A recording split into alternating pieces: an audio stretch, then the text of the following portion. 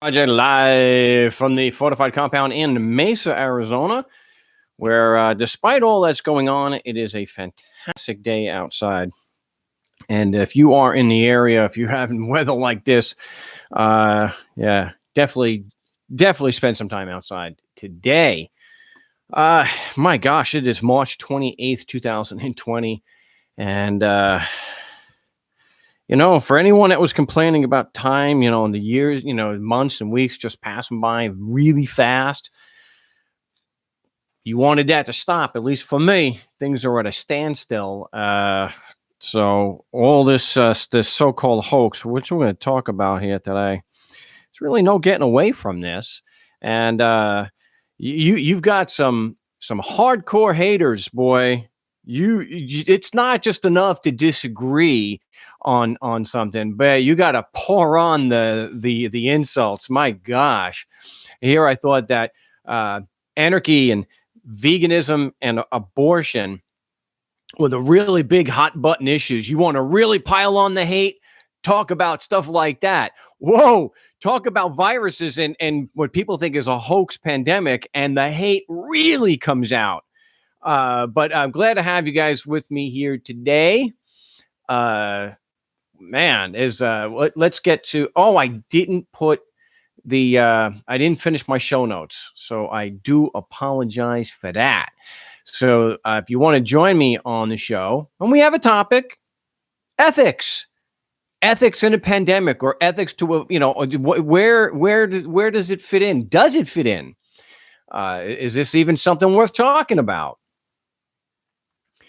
So I want to thank Rob for the another link here that I want to talk about. The number to reach the big show today, of course, 717. And I apologize, I should have changed it on my damn website. And I haven't done that yet, so I do apologize. A lot going on. But it is 717-275-8941. That's 717. Someone can put that into the chat there, the comments. So I don't, that would be appreciated. And yes, I'll approve it. 717-275-8941. The passcode is 123-3428. That's 123-3428. Yes, aloha, mahalo. Ethics are a conflict of interest for government. Yeah, that's what's so interesting to the irony when you have something a government organization with a with an ethics department. I see. There's just so far they're going to extend those ethics. If they would extend those ethics, and not have that line that they draw in the sand, they would have to be seeking other jobs. That's why it was so interesting watching a documentary, and the head of the federal ethiks department had to leave because the current administration is so blindingly corrupt. He had to resign. It was just so bad. You would need thousands and thousands of people to investigate all the corruption and whatnot. But that's the topic. I do have some other things I want to talk about. If you can get me on Skype also at Frank Rizzo 3, that's Frank Rizzo with the number 3. Instant message me first, and then I will bring you up onto the show. So, that's, I haven't spoken about it in a bit, Nelson. You're reminding me of something I want to forget about, the Bar Association having an ethics department. How about this? It's not ethical to have a violent monopoly. It's not ethical to force strangers to give you money. Is that too difficult of a moral or an ethic for lawyers to understand? Is that just too difficult? Oh, does the rule of necessity, does that magically make ethics inapplicable? The rule of necessity, the plea of every friggin' tyrant in history? Anybody could just claim it was necessary. Well, it was necessary for me to go here and do this show because I needed to help people. People needed to help. It was necessary. Necessitas non habet legem. Necessity lasts at the fetters of the law. I know my Latin pronunciation there was probably horrific, but I think it gets the point. I mean, that's something I've been talking about since, Adventures in Legal Land. So it's just pretend.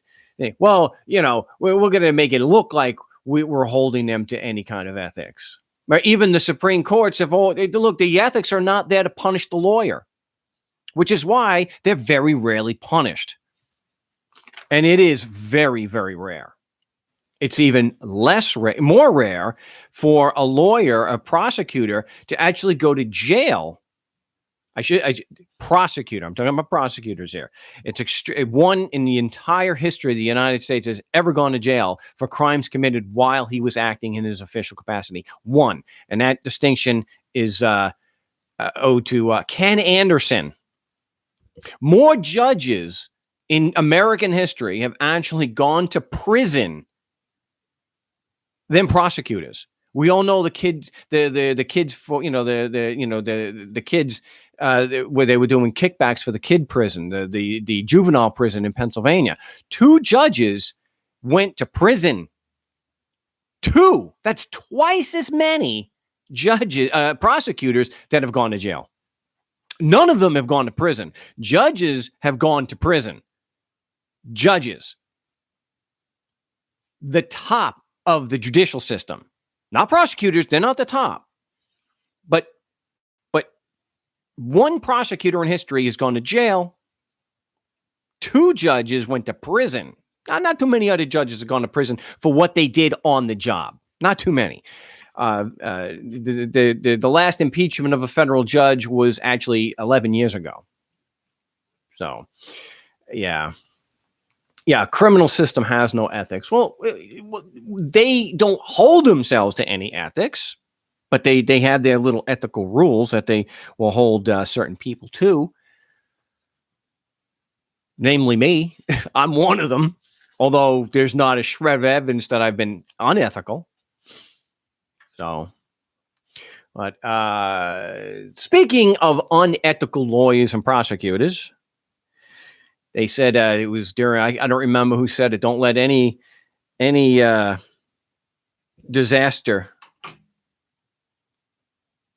take advantage of every disaster. Don't let any go unused, right? And so here you've got what I know. I know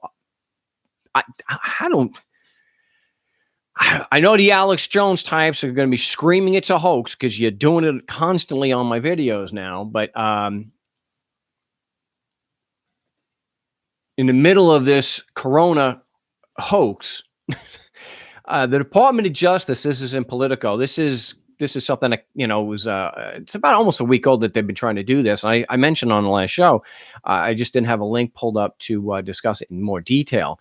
DOJ, that's the Department of Justice, it is a joke, seeks new emergency powers amid coronavirus pandemic. One of the requests of Congress would allow the department to petition a judge to indefinitely detain somebody during an emergency. They are also, they're looking to get rid and suspend habeas corpus. Bill Barr, the infamous Bill Barr.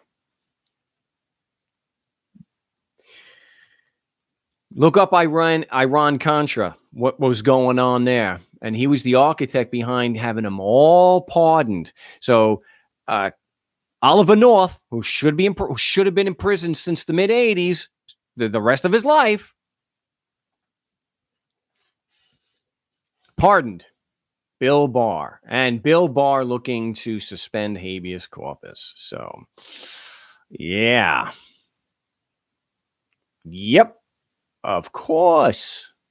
But, indefinite detention is not anything new. That was done under the so-called war on terror under the Bush administration.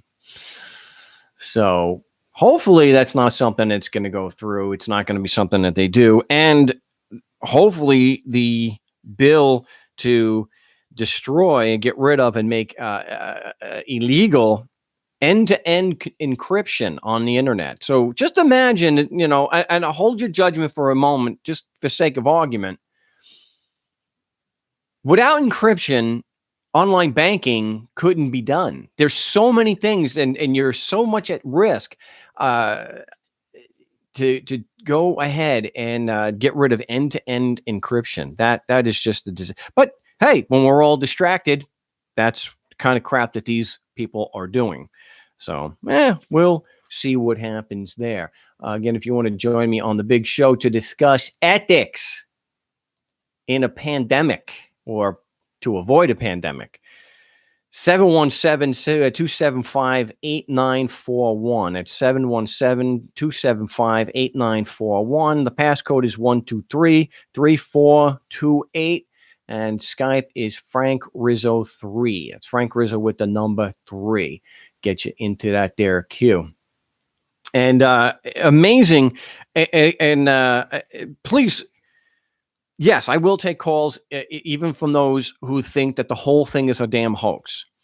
Since I spoke last on the show, the numbers were these that were reported, the official numbers. There were, and this is Down Syndrome Day. This was 320. No, wait, no, this is 325. I got my days mixed up. 321 was last Saturday. All right.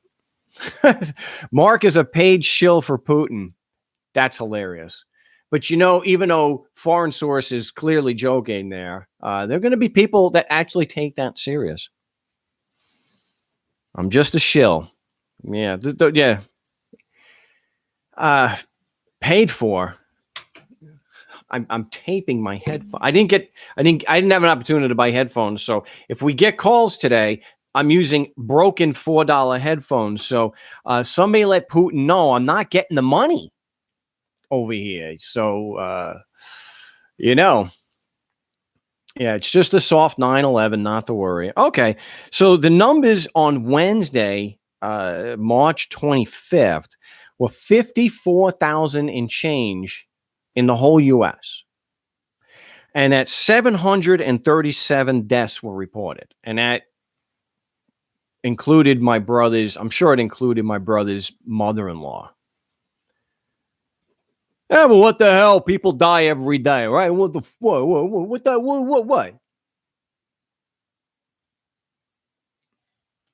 So Wayne is saying, what? Mark is with Putin? It's a joke. It's a joke. Am I with Putin? Yet. So we had 54,000 cases and 737 dead. Now on the 28th, 3 days later, the numbers are double. We have 103,000 cases and change and 1,660 plus dead. It's a hoax. It's just a hoax. This is a hoax. Bull. It's killing an awful lot of people for a hoax. How do you know they're all dead? How do you know 250,000 people were killed in Manchuria by the Japanese? There weren't pictures of every single one they beheaded. There wasn't a picture of every single person they killed. There wasn't a record of everyone. So maybe they just killed maybe 15, 16 people and not 200,000. How do you know? How do you know anybody died at the Battle of Hastings? Were you there? Are there pictures? Is there video? Is anyone alive that has personal firsthand knowledge? You say 600,000 people died during the Civil War. Where are the mass graves? Where are all the bodies? I can see pictures with a few dozen. 600,000. Wow. So what's interesting here is one of those proclaiming that it is a hoax. A Virginia pastor and musician dies from coronavirus he questioned. 66-year-old Virginia musician and pastor who had questioned coronavirus media coverage died from the disease after a trip to New Orleans. This is being reported by Mark Hand at patch.com. Landon Spradlin, an accomplished musician and pastor, has drawn viral attention online, in part because earlier this month, Spradlin questioned whether media coverage of the disease was overblown. So claiming it was a hoax and not saying he should have got it, but now he has. And there's also religious zealots that are saying that it's punishment for the homosexuals. There's always a religious nut job out there that's going to blame some kind of catastrophe, an awful situation. It's all on the homosexuals. It will come and it will go. What a callous attitude. Callous. And then there's also religious zealot that he's going to heal everyone for the coronavirus through the TV. And I can't remember his name, and he doesn't deserve to have his name even said. But he's also telling people, even if you lose your job, you've got to still keep paying tithing and supporting the church. This is a guy that's got a private jet. A private jet. Whether you're religious or not, I'm not going to push that. Someone's saying, wish Mark would stick to court cases. Hey, I don't have a big channel anyway. You don't like the material? There's not a lot of court cases coming. And I already said, even if there wasn't a virus hoax or not, I'm not going to risk having my entire channel taken down just to talk about court cases. And if you want to hear about court cases, I've done the same show about them. There's about 200 shows posted. So, so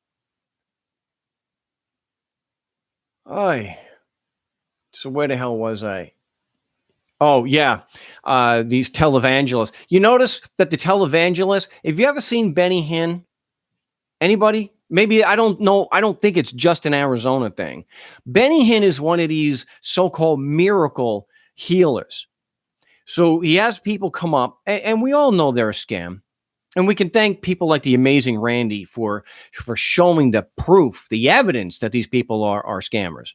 If you're not familiar with the amazing Randy, look it up. It's good stuff.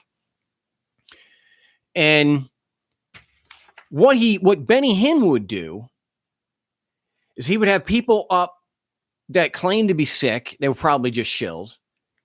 And he'd have them lined up on the stage, and he would take his jacket off, and he'd start swinging it and hitting people. And then they fall down like they've been healed. Benny Hinn is a shyster. Well, a shyster, I think, is more reserved for attorneys, but he is a con man. He should be in prison, but he's not. And let me tell you where he isn't. He's not going to the hospitals with his magic jacket and curing people of this hoax. He's not walking around the hospital doing his miracle cures of all these people who are dying. He's not going to hospitals that are, like in New York, that are at or over capacity for dealing with so many hospitalizations. Even if it's just the flu does kill tens of thousands of people a year, mostly elderly or people that have underlying issues. Yes. People who wouldn't necessarily have died if they hadn't gotten the flu. Oh, there's your court thing there, the but for. We'll apply the but for test to that. Someone saying Grandma Bones Benny Hinn is Arizona Bar's next target. I doubt that. I don't think he's a lawyer. Unless they're accusing him of practicing law without a license by slamming his jacket into people's faces. Yeah, where are the miracle healers? The guys who get on TV claiming that they're going to heal all these people. Are they going to children's hospital and curing kids that have leukemia? Come on, Benny Hinn. It's disgusting that guy how many jets? That's a good question. How many jets does Benny Hinn have?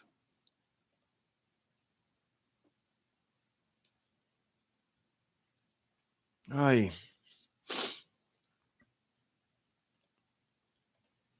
right, somebody wants to come on and debunk the virus stuff.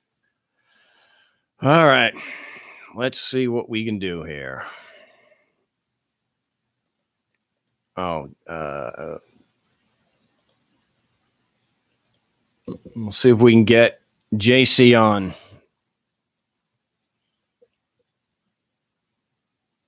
Going to debunk the hoax. It's all a hoax. All these people aren't really dying, and if they really are dying, then it's not because of it. There's a new virus. He's not picking up. All right, we're going to have JC just call in so that we can get you up on the show. I wanted to talk about ethics, and I know full well we're probably going to watch the number of subs to the channel go, but then again, this channel, it never really has mattered how many subs there are because it never changes the view count. So even when I had 8,000, when I had 8,000 subs, I got 1,000 views. When I got 18,000 subs, I got the same number of views. Okay, so let's see. We got JC. This is a disaster. Hello? Yeah. How are you, Mark? I'm doing well. How are you? Yeah, pretty good. So you are of the opinion that there is no new virus. It is 100% a hoax. No, sir. That's not what I said. Okay. I said I'm going to debunk that whole virus thing going on. Okay. All right. So it's about the numbers. I think what this show is about proving evidence, with supportive evidence that something it's factual and real. All right. Right. Nobody's claiming the virus. Like, I'm not claiming that thing is not circulating around, right? But what scientific studies, even in the medical fields, has already proven that viruses cannot be airborne. They have to have a host. See where I'm going with this? Yeah, I've heard this before. The fact that you're saying that viruses cannot be transmitted through the air or even through drops of perspiration or spit when people talk. No. There's a big difference with what you just said. I'm sure there's viruses in spit and other bodily fluids, but the fact that the way they're claiming that viruses can be airborne or they can survive outside of its host, it's a fallacy. MIT professors and and experts in the medical field have already debunked that viruses cannot be airborne or they cannot survive outside of its host. If that were the case, isn't HIV a virus? And how come not everybody has it? Or how come it didn't become a pandemic? Well, I think from what I understand of it, it's that it can't survive very long outside the host. And what I've read about this one is that this one's particularly resistant to being outside the host, that it can survive on for a short period of time, a bit longer than the regular common flu or influenza A, but it can survive for a short time outside the host. Okay, what is the short time? I mean, have they told you what? I mean, has there been any studies that says what is the amount of time, for this thing to be surviving outside of its host? I don't know. I haven't read a specific study that shows the time. I've read excerpts of it, but I don't remember what the time was. I do know that it is more. It can survive longer than influenza A, which doesn't last very long outside the host. Okay, so but see, the point I'm trying to make is the numbers. I mean, there's got to be something else going on. I mean, I'm not trying to bring some conspiracy theory here, right? But there is something else besides what the whole virus, about the whole virus that's going on. There's a specific result that's being wanted out of society with this whole thing going on right now with this. Is this conjecture? With this bug. Was that? Are you making an assumption, or is this conjecture, or like when you first got on the show, are you talking about facts? Because it says that you said there's got to be, so it sounds like you're just offering conjecture. Okay, no. Let's get to the facts, right? Yeah. So if you go back, a couple of years back, there was already studies, and we're going to talk about finances a little bit, and then we're going to get to the nitty gritty of how it affects society. I mean, everybody understands the monetary system, how it works, right? So I would doubt that everybody understands that. Very few, I think, people actually understand the monetary system. I think there's out of the general population of 314 million people or so, I think very few of them actually understand how the money system works. Okay. So I'm gonna try to keep it as short and dandy as to how it works. People are within the idea that there's like either gold, silver, or a piece of paper, especially the piece of paper, right? That if you go give it to somebody, that person keeps that note saying, hey, well, I took your valuable asset, something valuable, something tangible, something that's beneficial, right? Well, that person holds that piece of paper and then they go and exchange that, so on and so forth. So currently, what's happening is a lot of people have woken up, right, to not using this particular, and not only I'm not talking just the United States, I'm talking about throughout the whole world. They have woken up to this idea that they use a piece of paper and to take somebody's assets or take somebody's property, even their liberty. And so that piece of paper, which is people call money or they call currency, it applies in the same event as if you go to a court case. They give you a piece of paper. They say, hey, you've been indicted. You got a summons or whatever it is. And then they bring you over here with guns and then they take your liberty or they take property from you, right? Something valuable. Yeah. So the concept here is, well, the whole scheme of taking somebody's property through faith, through something fictitious, has fallen. A lot of people are trying or they're seeking, another form or another way to be able to create transactions in a voluntary society. Voluntarism has become something that's spreading, like this bug, this bug they claim that's spreading, but voluntarism has become more of a norm. The more I talk to people out in the world, we're talking about the golden rule and stuff like that. They wake up and they realize that the whole idea of governments, the state, and the way everything is established is nothing but a fallacy and it's fictitious. And the only way it exists or it has any so-called power, and I put that in quotes, right? It's based on faith or based on fear, nothing else. Other than that, the idea basically is non-existent. It's irrelevant. So now, the way I see this and the way I've been observing it over the years, right, is that since the whole monetary scheme already, has fallen, the faith that people have on this monetary scheme, it's like you were just talking about the pastors that cure and all that stuff. So those people, how do they get people's money? Well, by making them believe that something exists, that something is real, such as these miracles and all that. That's why they profit. That's how they profit. So the term profit comes actually from profit because they profit from somebody else's ignorance. So, anyways, well, yeah, you got to get. You're not making a very strong case so far. Okay, so you're not convincing me right now. So it doesn't exist. Just like I'm not saying HIV doesn't exist. I'm not saying the influenza doesn't exist. But if you look at the numbers, there's a big relevance as to why this has been pushed, with a much stronger agenda than any other form of virus out there. Well, it's a new virus, and it seems that it's quite a bit more deadly than what we're used to. And I'll give you this. I'm pretty, there's I don't think there's any question that the Chinese communists have skewed the numbers quite a bit. I mean, that's why, they tried to contain it. They were killing whistleblowers, doctors, nurses were coming out and were doing videos shortly before they disappeared, never to be seen again, because they were saying that what the government is saying as far as numbers is not what is actually happening. So I'll give you that.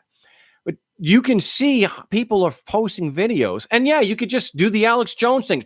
It's the globalist. It's all being done in Los Angeles. It's the globalist.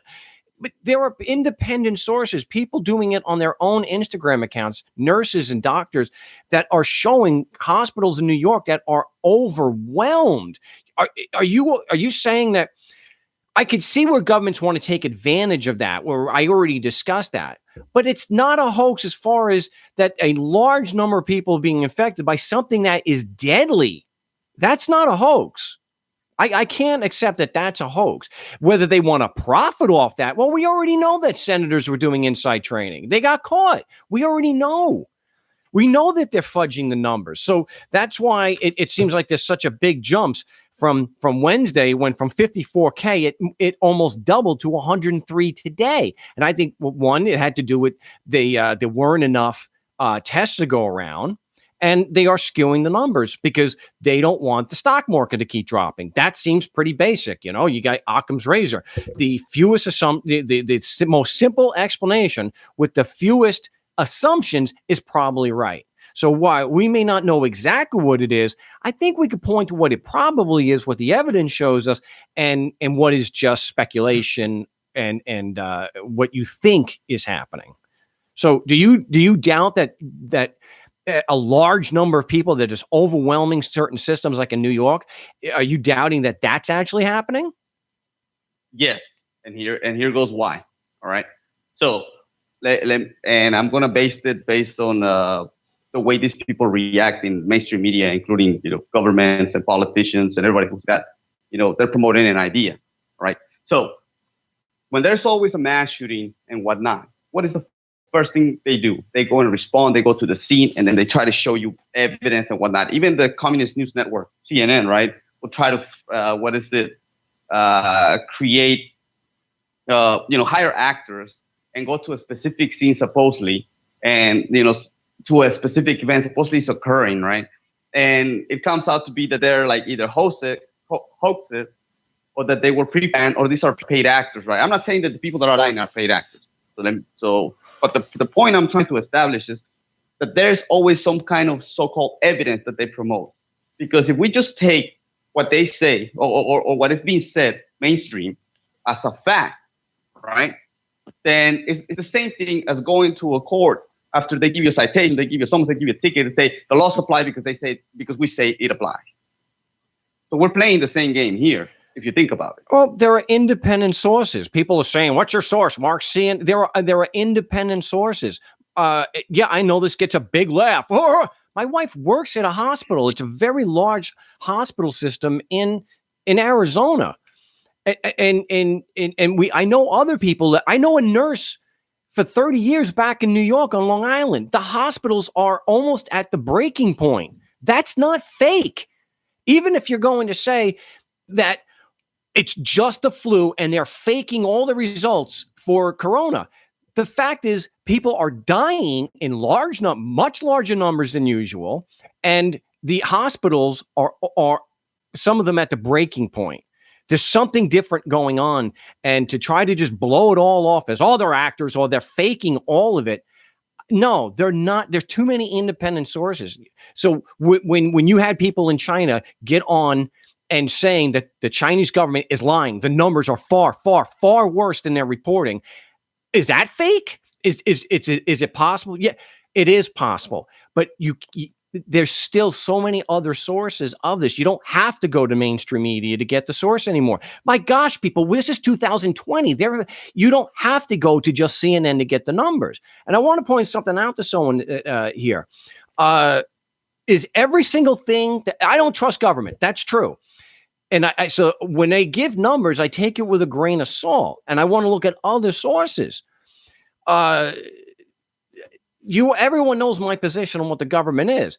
At the same time, it is wrong to turn around and say that every single thing said by government is ultimately wrong. You still need to do some investigation, sure, but I don't think it's right to dismiss every single thing they say is completely fake and fabricated, because that just doesn't hold any water either.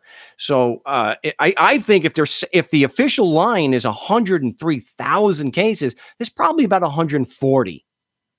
But bottom line, I believe in the trend that you're seeing, that this is exponentially getting worse. I mean, so I don't think you're doing a good. You're not convincing me that the whole thing is a fake, or that even part of it is a hoax. I get that they want to take advantage. It was a fake. Hey, Mark, I think I was pretty clear from the beginning. I didn't say it was a fake. What I was trying to point out is that the numbers don't add up. That's what I'm pointing out. And so we went back to the same circular argument that because it's being run through mainstream media, then we should take it as true without trying to seek evidence. Now, you're telling me that in certain areas the hospitals are packed, right? But where I'm at, and I've traveled through Texas, all over, it's empty. These hospitals are empty. Now, my girlfriend works at a hospital, one of the main hospitals here in Texas. I'm not going to say exactly where at, right? But this hospital, it should be packed, and it's not. It depends on where you are. My sister works at two different hospitals, but she's a nurse, like managerial, and she's like the director, she's the director of two hospitals, right? In Texas, main hospital. You're gonna tell me that what is it? These people either ghost or something's happening, because when I go to those places, it's empty. Those places, that doesn't mean that the hospitals in New York, which is like what they're calling the epicenter of this, they got the most cases in the United States. If you go to urban areas and suburban areas in New York, they are at a breaking point. California will probably be at the same point in a week and a half. It depends on where you are. We're getting them here in Arizona, but not nearly to the extent of New York, because it's not nearly as popular. The population isn't as dense. So that's why New York is getting it so bad, just like parts of China got it so bad, because the population is so damn dense. You can't compare, that's apples and oranges. You can't compare New York City, for example, to most other cities. You can say, well, I'm here in Lubbock, Texas, and I'm not saying, well, yeah, okay. Again, well, give it some time, and you have to look at the population density. You also have to look at, are people actually doing some kind of social distancing and self-quarantining so that they're helping to stop the spread. You remember, we went through weeks, months of being constantly told it was a hoax. It was a Democrat hoax. There is no virus. It's all a hoax. It's just everyone go back to work, and everything's going to be fine. It's just a flu. We have the flu vaccine, and once April hits, it's all going to go. And so people went about doing, and so that drove, that obviously increased the amount of spread, which is one of the things I wanted to talk about ethics-wise, which and we need to get to. And then we'll get to the ethical part. But see, you're not letting me explain this. See, we keep going back again to the same circular argument. I haven't been to New York, but I'm not going to take some politician's word for what it is. I'm also not going to take mainstream media's word for what it is.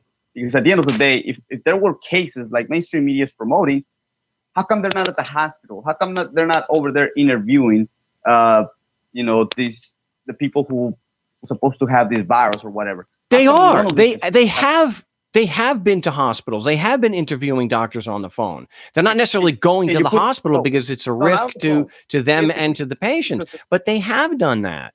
There are plenty of interviews. In fact, there are plenty of independent sources with nurses and doctors showing what's happening.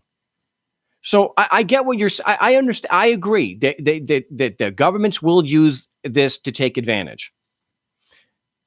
There's no doubt. Obviously, looking to suspend habeas corpus and to get rid of end-to-end encryption online. Holy crap! I don't think they would even dare try to do something like that unless there was such an incredible distraction. But I'm not saying you have to go by government numbers and you have to go by only by mainstream news. Look at the independent sources that you can see completely unfiltered. So, well, before we're out of time, did you want? Because all right. Well, let you can finish on this point because I want to get to the ethics. Okay. Yeah. So, and that's what I'm pointing out. The point I'm trying to make is an ethical one. So an ethical point on this is we gotta base ourselves not just on hearsay, or whatever people are saying on mainstream, just because they are, even if, as you say, some independent sources are saying it. But again, have they gone themselves and actually interviewed people? Like, for example, I'm not promoting anybody here, but for example, I follow the Dollar Vigilante, Jeff Berkeley, right? So they went to check out the island to make sure, to see that the island existed. All right. That's one of the things. So they went and showed for themselves firsthand proof that that's what, that island exists. Now, if you think about him, like he's living in Mexico, right? You know how mainstream media promotes that Mexico's so violent and so dangerous and all that stuff, right? And he shows around the areas where he's at that is not what mainstream media claims. Now, he's not saying that it's not everywhere in Mexico. There are some zones, just like in the United States, there are some zones which are very dangerous, especially California. So, because I've been to California. So, but the point is we cannot base our reality based on somebody else's opinions or just based on somebody else saying, a mainstream idea or opinion, just swimming around. That's what I'm trying to point out.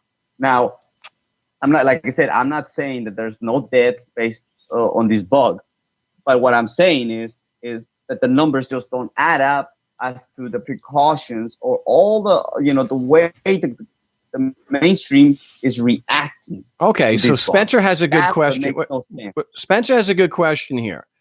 You're going based on logic and the evidence. What do you think the numbers are based on the evidence that you have? Okay, so I have to pull it. I have to pull it up. I wasn't really prepared, right? But what is it? The last couple of research I was doing, for instance, you got across the border in Mexico, you only got 2 deaths, and you're telling me here that we got more deaths and more contamination than they have over there in Mexico. I mean, what are they doing to prevent this so-called pandemic? The Mexican president came out and said, I'm not wearing a mask. I'm not stopping people from conducting their business. People got to eat. People got to move on with their life. And that's what we're doing. I got a country to run. Don't ask me to wear a mask. I'm not doing it. And don't ask me to do this reaction that these other countries are doing. I'm going to continue moving on. I'm not saying that I support this politician because I really have no respect for any political parasite. But the point I'm trying to make is, what is it that they know just across, in the South that here in the U.S. we don't know about?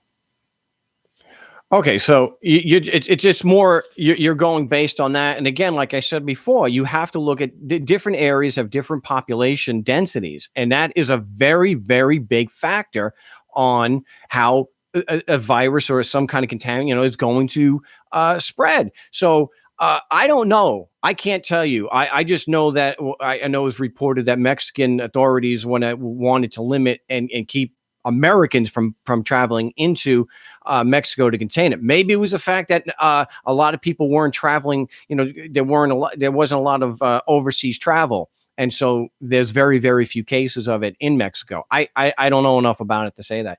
I do want to get to the ethics part, but there is somebody who wanted to call who doubted whether I had the cojones to take him on. So I'm going to let you go, and because I want to get this call because it irritates. DeSantis, welcome on the show, and I'm glad you called. We had a good discussion, but I'm going to move on, and I want to get this call from. Hopefully, it's from the guy who thinks I don't have the I don't have the cojones to talk to him. All right, Mark. Well, all right. Have a good one. I appreciate the call, JC. All right, so let's see what we got over here. We have area code 148. That's I think it's one. Is it 148? That sounds a little odd, but. Area code 148, you're live on the No State Project. What's your name? Where you calling from? Oh, I see what I got to do. Area code 148, you're live on the No State Project. What's your name? Where you calling from? Jeremy. Jeremy. I'm in Gilbert. Yeah, you've got some. All right. Well, hey, you're here. I don't know why you're saying I refuse to talk to you, even though you don't live too far from me. When have I refused to speak to you? Every other time I've tried to call in, I never get hold of you. And every time I've tried to post things, you had a chat thing a long time ago, I never could get hold of you. I've asked you, we go meet somewhere. Never do that either. Hey, this is the first time I think I've talked to you. I don't, I meet up. I don't make it a regular part of my day, and I don't usually have the time to meet up with people, even if we live in the Valley. I've got some people that live in the Valley that are very pissed off at me. I had one in the Valley here who threatened violence against me. So you're going to have to excuse that part of it. And as far as not being able to get on, I don't screen the calls. So, I mean, I don't even know. So whether you couldn't get through or not was certainly not something that I was actively engaged in trying to avoid seeing you. So I hope that, takes care of that. Okay.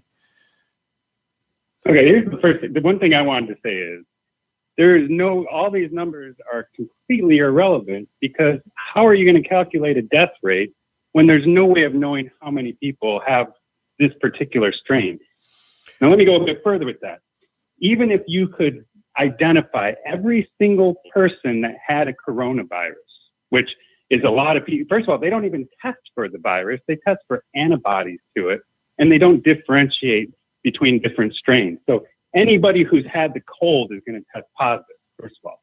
So a lot of the people that they're saying are confirmed cases, they don't even know if they actually had COVID-19. They just know they had antibodies to coronaviruses.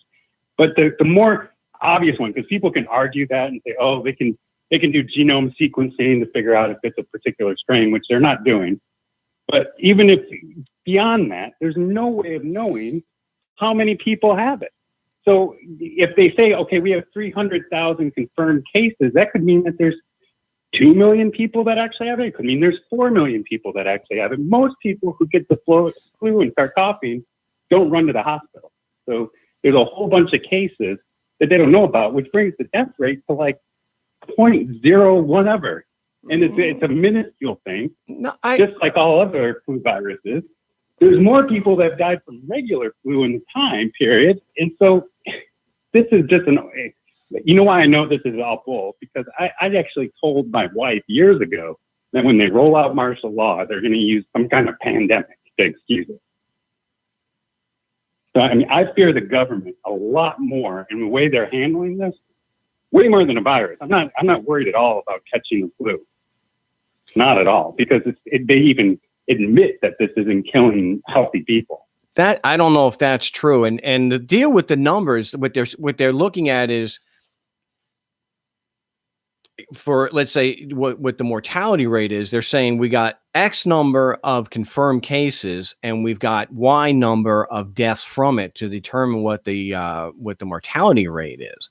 I don't think anyone has ever claimed, and if they did, they're talking out of their butt, that they know exactly how many.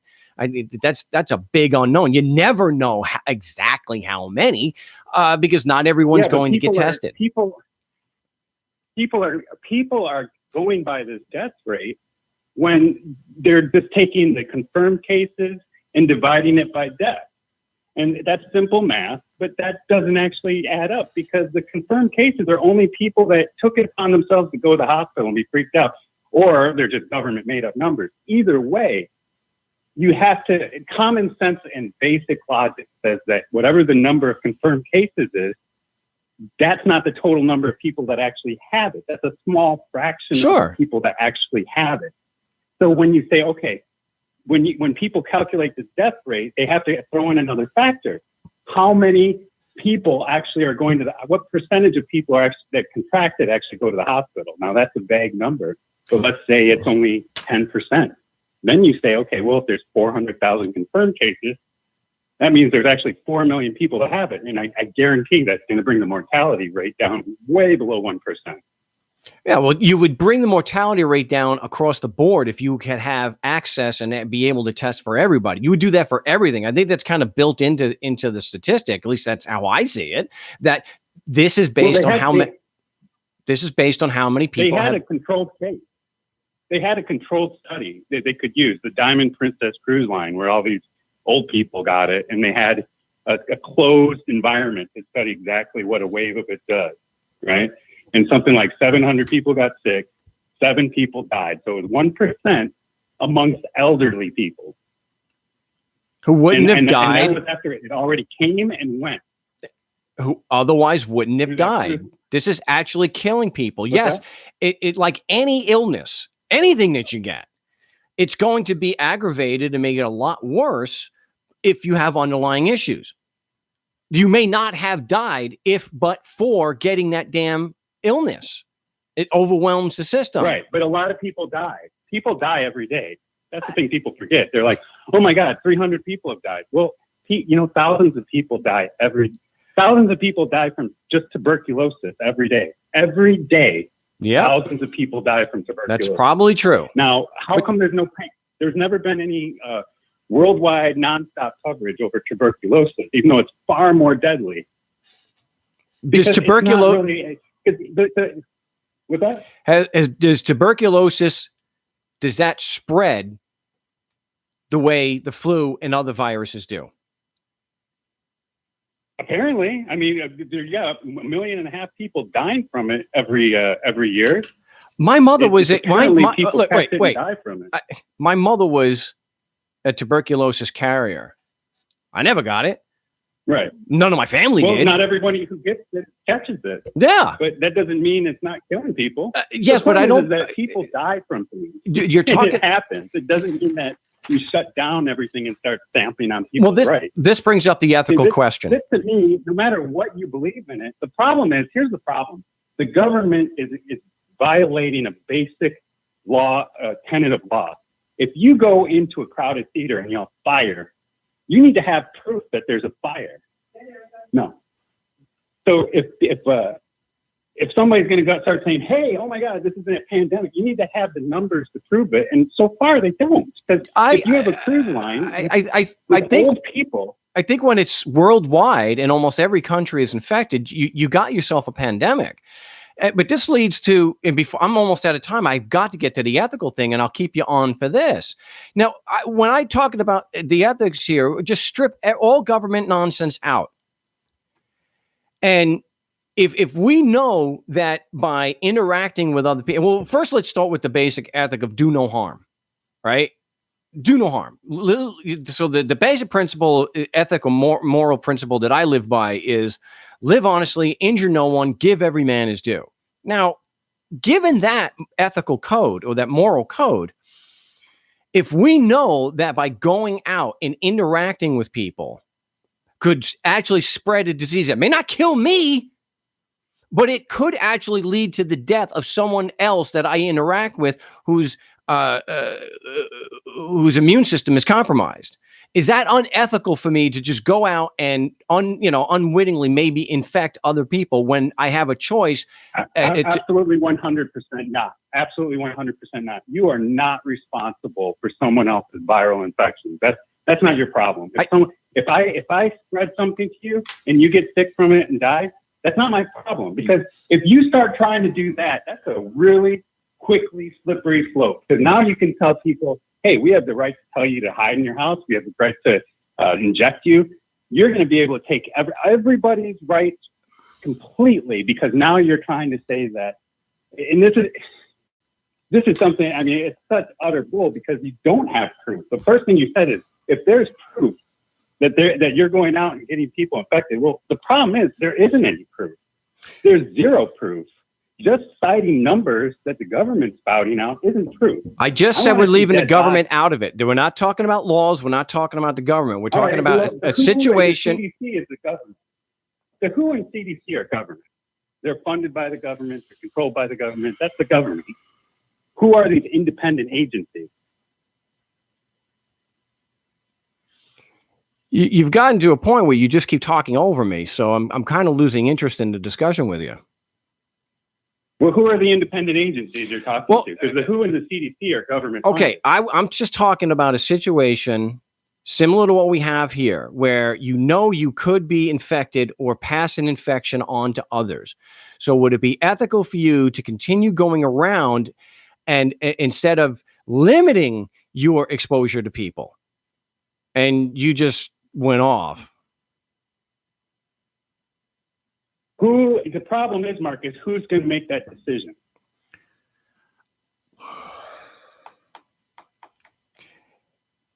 If there's something going around communities and people are getting sick and hospitals are getting jammed, and by your interaction with other people, you could be spreading it and helping to spread it. Would it be ethical to keep doing that, or would it be more ethical to limit your exposure to people so that you don't potentially affect other people? But nobody knows that.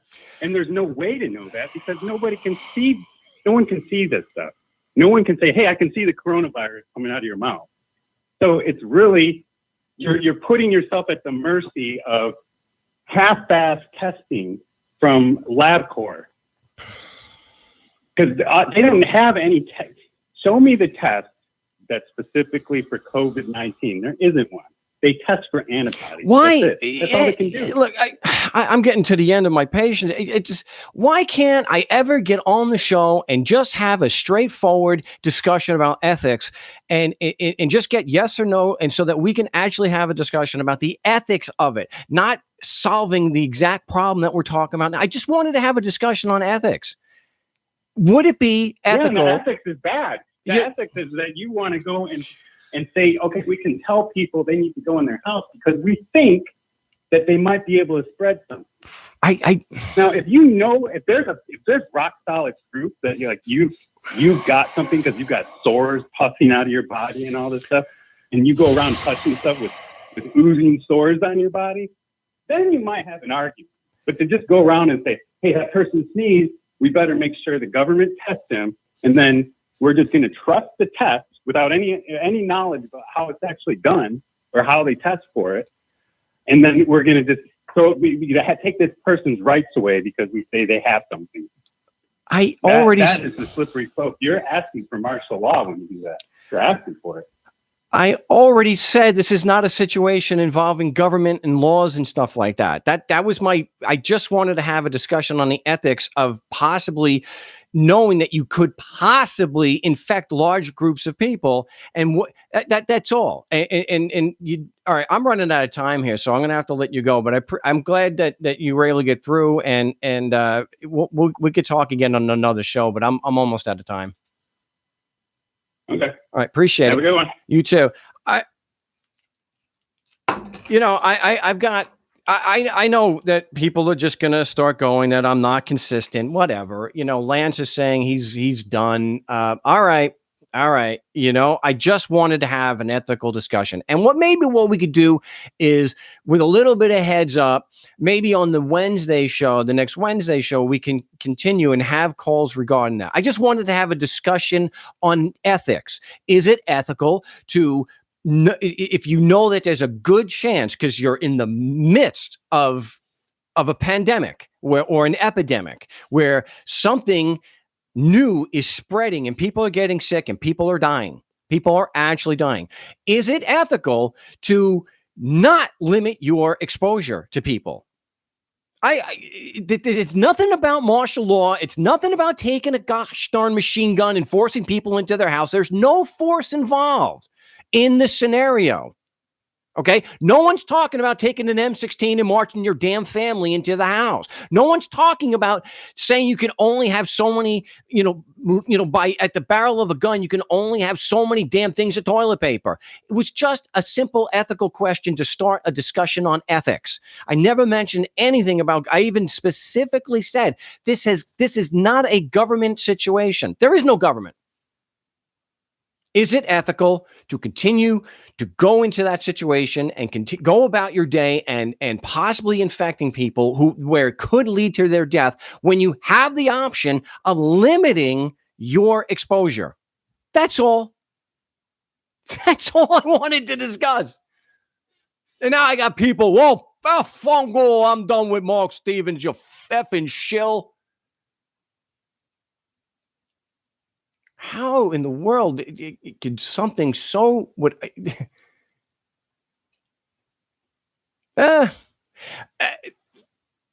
thing is, most of the time it is getting into just a discussion on ethics, a philosophical discussion on ethics or morality. It's really like pulling teeth. It's like pulling teeth. Someone's saying, how would you know you're infected? That doesn't enter into the equation. It's the possibility. If you know by your continued interaction, when you don't have to, that's all. I think it's a pretty straightforward question, and it's a pretty straightforward answer. If you have the choice to limit your contact because you could make the situation worse, obviously the ethical choice is to limit your contact. Let's shut down the free market and ramp up the state, even if this was true, being such a low-hanging fruit on human morality versus the countless others. Oh my gosh. Ethically speaking, Mark, the possibility does not justify extreme measures because what if by infections we help build an immunity to it? That's not the question. We can get into a broader discussion, but that's the initial question to then get into a broader discussion.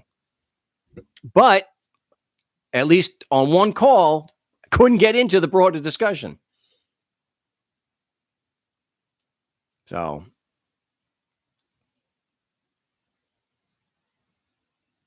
one of these guys is saying, make sure you post a number in the description of the show so I can call in next week. I think I may be able to stay on the point of ethics. That would be awesome. That would be awesome.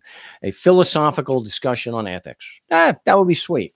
I would enjoy. I actually did have a discussion on ethics that went fairly well. If you go back, it's over a year old. It was somebody who was claiming that there's no such thing as objective morality or objective ethics, that it's all just abstract, subjective philosophy. I don't think he's right, but we were, for the most part, we would have a pretty well-focused discussion. So check it out. It's not a subject matter I talk about on the show anymore because the hate is just overwhelming and not worth it. But because it's on veganism. So that was the main thrust of it. But it was a good discussion on ethics. So one of these guys, we'll do that on Monday. Spencer's saying, I think the valid ethical obligation here centers around taking measures to limit exposure to the particularly vulnerable populations. The thing is, when we interact with people who may not be immune compromised, they could be young and healthy, we don't know who they are going to interact with. So we don't know. So if I go and interact with somebody and I'm too close, and then they go interact, they go see their grandmother, or they interact with somebody and it spreads that way. These things spread pretty damn fast, as we see the capacity of the hospitals getting worse and worse and worse every day. So,